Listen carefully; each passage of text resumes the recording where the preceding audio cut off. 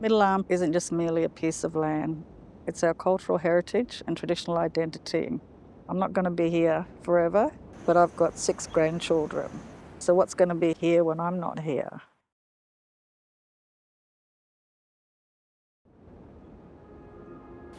My name is Mary Williams. I'm Larrakia, Tiwi and Iwadja. My grandmother, Eula Williams, also known as Eula Batcho, was born under a special birthing tree at Bullocky Point, which is where Darwin High School sits today. She is my connection to this country, and she married an Iwadja man from West Arnhem, Coburg Peninsula. I come from a family of conservation land management, so rangers. All the boys were rangers. We've always cared for country, and connection to country was very important. On Larrakia country, it's quite different from when I was a child. We would fish, hunt, gather. We'd be fishing, we'd be collecting cockles, longbums, periwinkles, all of these things, which is a delicacy to us. I find that it's hard for me to share this with my children and grandchildren because it's not the way it is today. Coming from other traditional lands, being Coburg Peninsula, which is a marine and wildlife park known as Garramilla, it's good to see our traditional owners looking after country the way it should be managed. Coburg Peninsula was my playground and somewhere I grew up knowing how to look after country and care for country. And this is something I share with my children and my grandchildren. So it's sad to say that we go to Coburg and we see oysters as big as this, and then I'm seeing oysters like this, which are dying. Middle Arm isn't just merely a piece of land.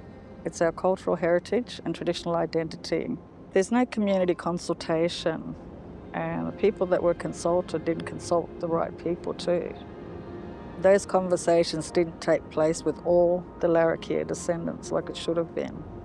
But if things like the Middle Arm precinct goes ahead, it's not going to be nice for us.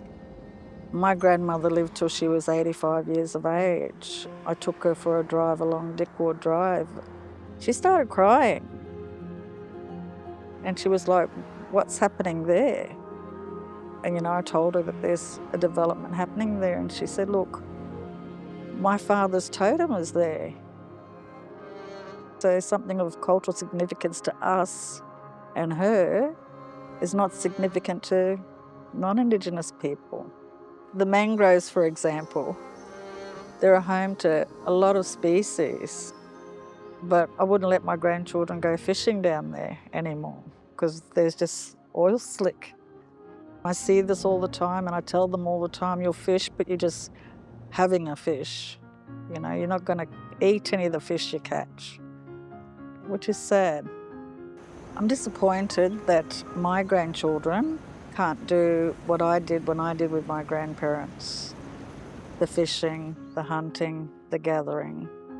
And it really saddens me that we can't do that here anymore.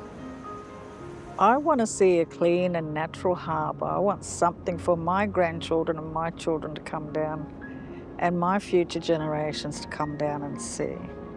I want them to be able to see dugongs, turtles, fishes, be able to walk in the mangrove and see a healthy mangrove. A healthy country's healthy people.